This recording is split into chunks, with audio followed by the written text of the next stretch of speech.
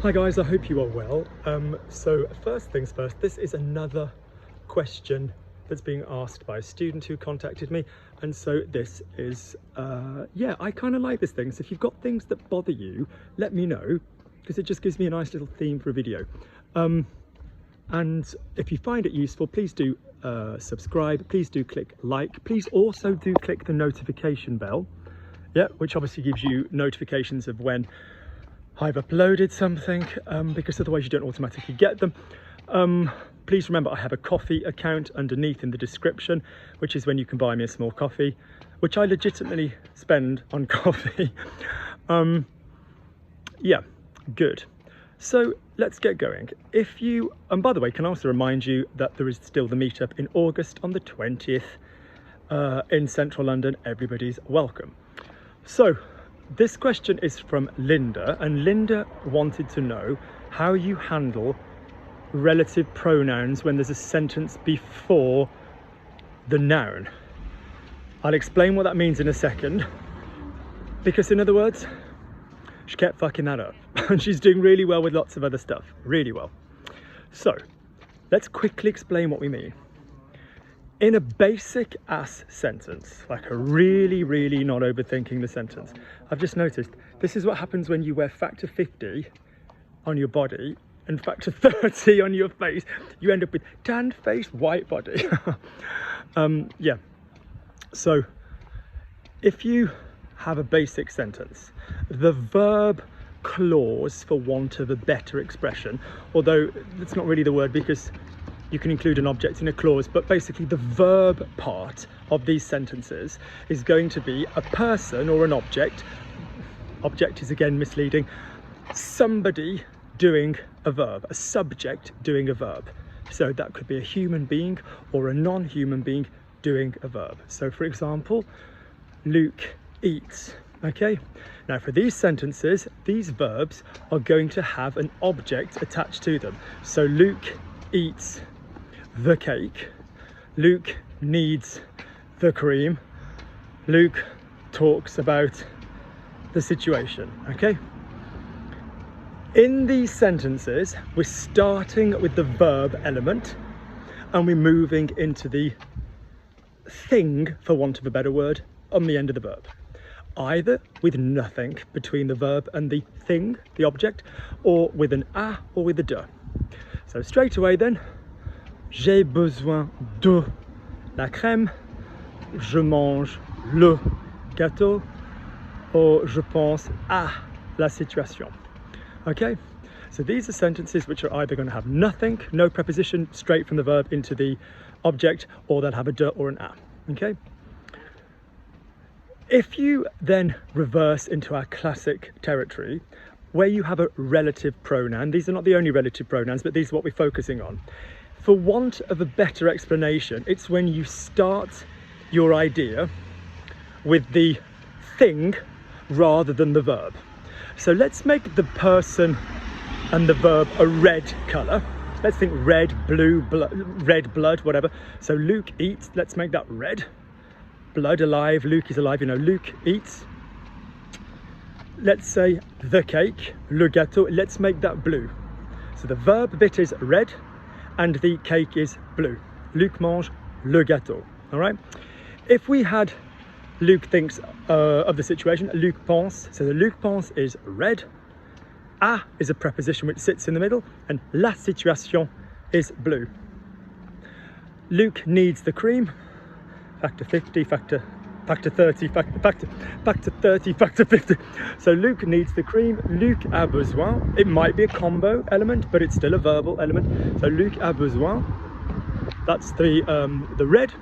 De, preposition sitting on its own. La crème, let's make that blue. So our classic relative pronoun is when you switch red and blue.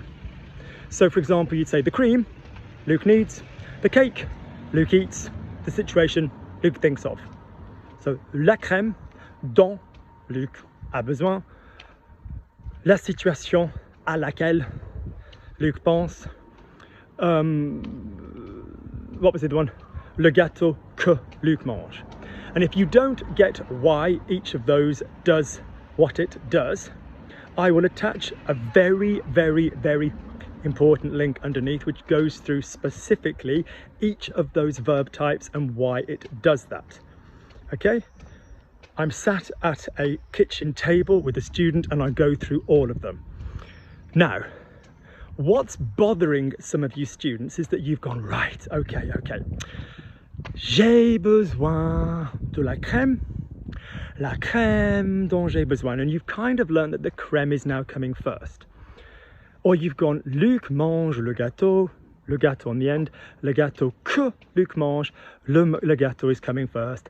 Or la situation, so Luc parle de la situation à laquelle, it could be auquel with the masculine, Luc pense, whatever. However, this is where it gets sneaky and tricky. Your word that you started with now, in other words, your blue word that you're going to attach to a red verbal construction, might itself be on the end of another verb. Because whilst you might say, the cream Luke needs, when would you say that? It would either be, which cream? We're just going to nip into this pharmacy and buy some sun cream. Which cream? The cream Luke needs. Or the cream Luke needs is available in this pharmacy. Or it would be, I'm going to buy the cream Luke needs, which is more common. So the brain goes, look at these agapanthus. Love. My neighbours just went to the Isles of Scilly, and I think they brought me one back, but I've not been up to that house in a while, a couple of weeks. So fingers fucking crossed. So look at this hydrangea, lovely. So in other words, your brains go, fine Luke, I get the dont, I get the à laquelle, auquel, I get the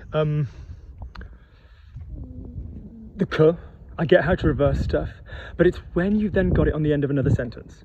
So for example, if I said, Luc eats the cake, Luc mange le gâteau, the cake Luc eats, because there was nothing in the sentence originally between the verb and the object, the blue, le gâteau que Luc mange. But it could be, I'm going to order the cake that Luc eats. Yeah, because he's a difficult son of a bitch and it's gluten-free, sugar-free, dairy-free. Alors moi, je vais commander le gâteau que Luc mange. I'm going to buy the cream Luc needs. Alors moi, je vais acheter la crème dont Luc a besoin. So your brain feels that la crème is on the end of the first sentence, which it is. Je vais acheter la crème dont Luc a besoin. It's also linking to the second clause, the second half, yeah? So je vais acheter la crème dont Luc a besoin. Yep, je vais acheter la crème dont Luc a besoin. Nice dark butler. Je vais acheter la crème dont Luc a besoin.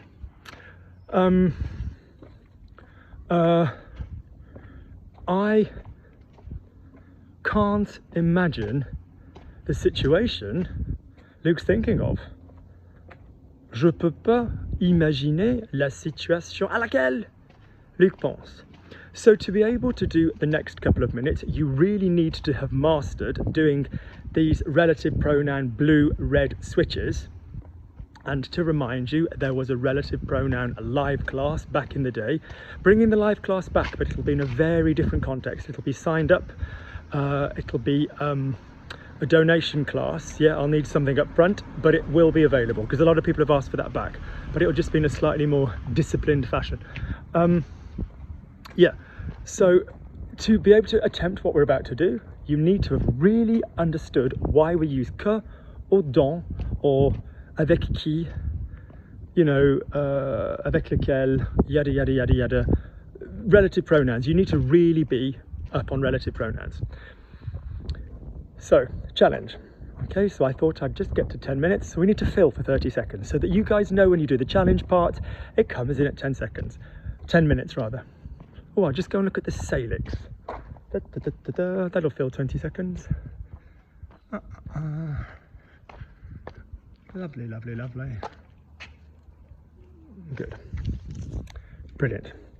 Do you know what that gives you? Oh, hydrangea. Do you know what that gives you? That's what gives you salicylic acid. That's what gives you I remember when I was, because I'm ancient, when we were younger, if you had any kind of blocked pore or spot or something, you used to use benzoyl peroxide, which still works effectively, but it's a bit bleaching and horrible on pillowcases. And nowadays, all these young people have these amazing gentle acid kind of exfoliating things, which is largely salicylic acid, which comes from salix, which comes from, like, it's linked to willow, the willow plant. It's also why if you've had a stomach ulcer, you can't have an aspirin, because it's the same thing. And a friend of mine who's a esthéticienne in Paris, she says if you don't want to spend a load of cash and you want a really good facial, crush up some aspirin, paste it on your face, perfect. Gentle exfoliant. Lovely, lovely, lovely. Cheap ass skincare tips with Luke. So right, off we go. So let's now do some work. That took us to 11 minutes. The salix, we got carried away with the willow. So off we go. I'm now going to be giving you some which are going to contain either a sentence at the beginning, either a sentence at the end, or just the plain one in reverse, but you're going to have to combine adding extra sentences to the relative pronoun. Okay? Quick warning. Notice we could have two preposition themes. Just say that now in advance. So, I remember, this one's a shout out to Nina because she slayed this last night. I remember the gardens they spoke about. Oh, I remember the gardens they spoke about. Je me souviens des jardins dont ils ont parlé. So they spoke about the gardens. Ils ont parlé de, plus les jardins. Ils ont parlé des jardins. So therefore the gardens they spoke about, les jardins dont, because we're reversing a de. Alors les jardins dont ils ont parlé. I remember, je me souviens de, plus les. So you've got a double de trick. So je me souviens des jardins dont ils ont parler. So at speed, the learner, even the advanced learner, goes, "Ooh, I can have a don, a de, or an on," as per the Trident videos. Yes, you can, but you could have two de in the same sentence. My mother's friend's son. Le fils de l'ami de ma mère. There's two de in a sentence. You know, good. I'm going to bury the pen they killed her with. I'm going to bury the pen they killed her with. The pen they killed her with. I'm going to bury the pen they killed her with. Dark, for all you murderinos out there. Alors, je vais enterrer le stylo avec lequel ils l'ont tué. Ouais, je vais enterrer le stylo avec lequel ils l'ont tué. I'm going to speak to the boy she lives with. I'm going to speak to the boy she lives with. So I'm going to speak to the boy. Je vais parler au garçon. The boy she lives with. Le garçon avec qui elle habite. Je vais parler au garçon avec qui elle habite. Je vais parler au garçon avec qui elle habite. I'm going to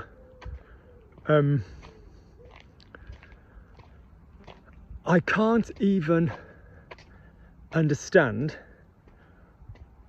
the problem she's talking about. I can't even understand the problem she's talking about. Je peux même pas, ou je ne peux même pas comprendre le problème dont elle parle. Je peux même pas comprendre, je ne peux même pas comprendre le problème dont elle parle.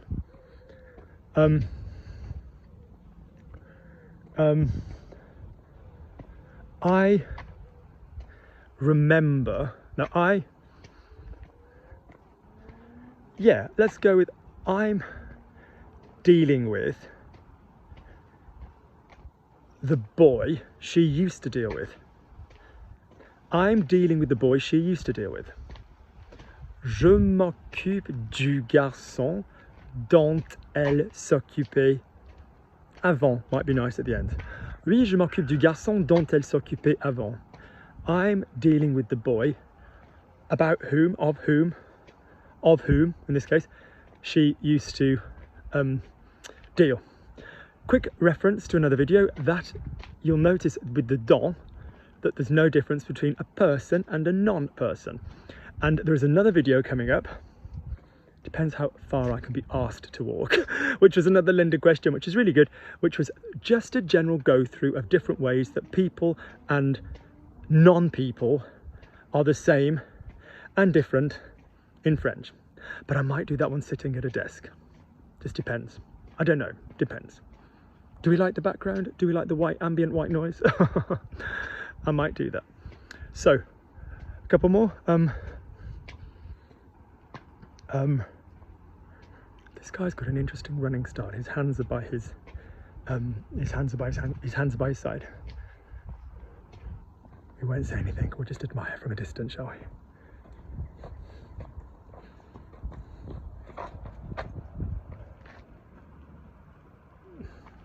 I'm not mocking in case for whatever reason he has some form of muscle weakness and he can't raise his hands, but I think it's a deliberate thing because he's holding like a sort of music device kind of thing.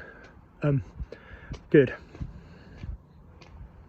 This is quite a cool path because the path around the cemetery goes under and through the cricket club. There's like an archway in the building of the cricket club and the rugby club, which I think is quite cool. I'm going to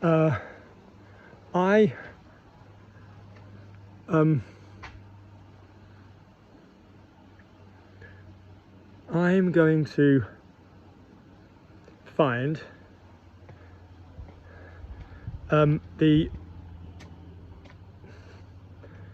I'm going to find the woman she's thinking of. Je vais trouver la femme à qui elle pense. Je vais trouver la femme à qui elle pense. So she's thinking of the woman, elle pense à la femme, because it's a person. La femme à qui elle pense, not à laquelle.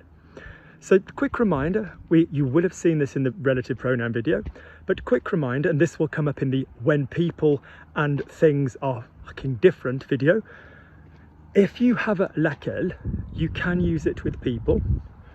Absolutely, you can use it with people on its own as a question. The girl over there is my friend Elizabeth. Which one? Laquelle. That's fine. The minute you start saying with whom or to whom, which basically, let's be honest, you don't even say in common parlance in English all the time. You'd say, oh, you know, the girl I live with. But translated as the girl I live with, the girl with whom I live, you are not going to say avec laquelle. That is purely for non-human beings. So for example, you know, let's think of something feminine. He arrived with a car. Well, the car he arrived with wasn't his one. You know, he'd obviously nicked it. Well, to be fair though, we'd say la voiture qu'il avait quand il est arrivé, the car he had when he arrived. But hypothetically, so the car he arrived with, alors la voiture avec laquelle il est arrivé, the car with which, because it's an object, it's not a person. Side note, grammaticians, object in grammar can be a person as well. But I mean an object as opposed to a non-human as opposed to a grammatical object. Good, let's do a couple more. Get to 20. The cake he needs using falloir. I'm going to get rid of the cake he needs so that he can't have it. Bastard. Je vais me débarrasser du gâteau qu'il lui faut. So he needs the cake using falloir. Il lui faut le gâteau. The cake he needs, switcheroo, switcheroo, le gâteau qu'il lui faut. I'm going to get rid of the cake he needs. Je vais me débarrasser du gâteau qu'il lui faut. If you did that with besoin, it'd be je vais me débarrasser du gâteau dont il a besoin. Good.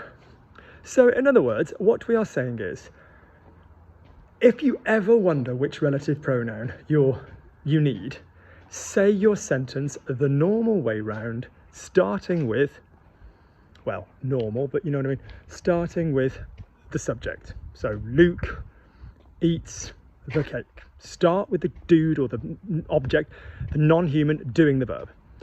And that will tell you whether you are using a simple verb which does not use a or de, or one which does use a and de. and you will then learn the rules for whether your verb uses a and de or not. Then realize that that element, that combination of verb bit and non-verb bit, are going to swap, but then realize that that non-verb bit can come on the end of another verb bit. Okay, we could, like I said, do the verb bit, the second verb bit at the end. The